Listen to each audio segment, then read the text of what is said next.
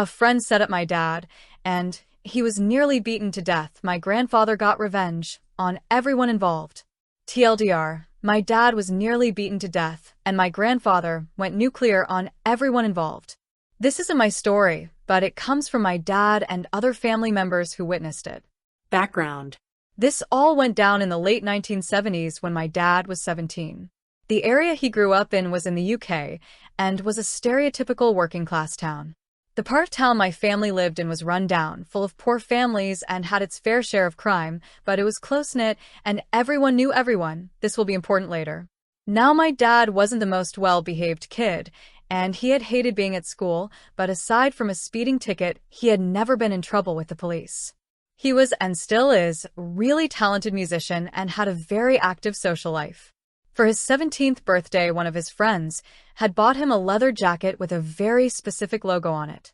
We'll call this friend Dave for future reference. According to my dad, it was a rare and quite expensive motorcycle jacket. He was extremely happy that Dave had got it for him. Dave had bought himself the same jacket a while before, and it was a big surprise. My grandmother apparently joked that with the jackets on they looked like twins, and she wasn't far wrong. They had similar features, black hair, and were both well known for being kitted out in motorcycle gear. A few days after my dad's birthday, he was leaving work as a bartender in the town center at around 10 p.m. As he was getting close to where his bike was parked, a gang of 5 men approached him from behind. The last thing my dad remembers was being smacked over the head and passing out as he hit the floor. These men beat up my dad with bike chains and a crowbar, literally to within an inch of his life. Luckily, 2 bouncers from a nearby pub had heard the commotion and rushed to help. The men ran off. The bouncers called the cops, and my dad was taken to hospital. It turned out that Dave had quite a substantial gambling habit and owed a large amount of money to people who you really didn't want to owe money to. They had threatened Dave and told him that they would be looking for him to teach him a lesson. So Dave decided to set up my dad to take the beating instead of himself, or at least lessen his chances of taking it. He had bought my dad the same jacket because these guys knew that was what he wore when he rode. He then arranged for a guy he knew to find out when my dad left work and call up the loan sharks to let them know where Dave was. What a scumbag. The revenge. My grandfather and grandmother were obviously distraught about this whole thing. The first thought on my grandfather's mind was if my dad would survive. When that was answered, his second was how best to get revenge. Bit of background on my grandfather. He was a lifelong boxer and a career military man. He enlisted at the back end of WW2 at 17, stayed in the forces through Korea, and then served in Malaya and Burma as a scout and sniper during the mid to late 1950s. He only reluctantly retired when my dad was little and worked as an engineer after his discharge. This guy was a certified badass even into his 50s, and although he wasn't the best husband or father at times, he could never stand by and watch his family get hurt. The first move my grandfather made was to call up every ex-service buddy, bouncer, pub landlord, etc. that he knew, and even a few less than legit characters he knew from the pubs. In my town, word traveled fast, and my grandfather was well-liked and had a bit of a reputation, so it wasn't long before he had the names and addresses of the 5 men who had attacked my dad. Apparently, these guys had been bragging about beating up a defenseless man from behind. These guys were career criminals with violent reputations, but my grandfather really didn't give a shit who or what they were. My grandfather then called up a few of the most dangerous, hardened guys he knew from the service. He explained to them what had happened, and they were all happy to help. One night, the group kicked in the doors of each thug and beat them to a pulp, all 5 of them.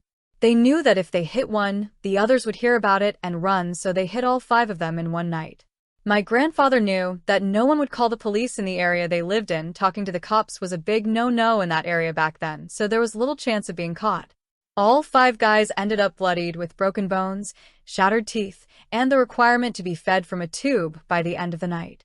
One of them had to be put into a medically induced coma. Of course, the police interviewed all of them in hospital when they sufficiently recovered, but none of them talked, both out of fear of my grandfather and fear they would be labeled as rats, and nothing came of it. But my grandfather wasn't done there. My grandfather used his connections in the clubs and bars to start spreading rumors about why they had been beaten up. Soon it had gotten round that these 5 guys had fucked up and had beaten up the wrong person. Not only that, but they had bragged about it and lied to whoever they worked for about it. Not only were they physically broken, but my grandfather ruined their credibility so that when they got out, no one, criminal or otherwise, wanted to be associated with them. Once this was all done, my grandfather turned his attention to Dave. He had specifically left Dave for last, knowing that he would shit himself, knowing that my grandfather knew what he had done. My grandfather, however, was much more subtle in dealing with Dave, as he thought that a simple beating would be too good for him. He waited and asked around, and it turned out that Dave was not only a compulsive gambler, but also had recently turned into a heavy drug addict as well. My grandfather found out who he was buying his drugs from, when he would usually buy, and where. He had a buddy of his follow Dave when he went to buy his stuff, follow him to where he was living and let my grandfather know. My grandfather then called in an anonymous tip that there was a huge drug deal going on at the address, and he thought he heard gunshots. He got two of his buddies to do the same. The police investigated, searched the house, and caught Dave red-handed with boatloads of drugs in his home, as well as counterfeit bills, and a ton of other illegal stuff. Dave was charged, denied bail, and ended up pleading guilty to all the charges laid against him.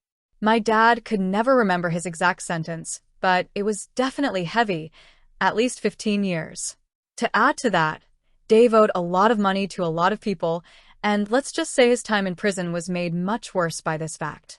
My dad never spoke to him again, his parents disowned him, his girlfriend dumped him, he struggled to get a job with his record, and when he got out he had to move miles away as no one he knew wanted anything to do with him. My dad eventually recovered from his injuries, although you can still see various scars on his body from the beating he took. My grandfather never told anyone what he had done until my dad asked him about it when he got really ill in the early 1990s.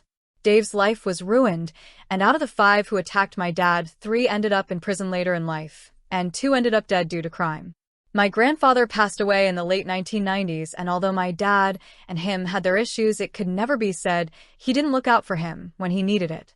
If you enjoyed this story, like and follow for more.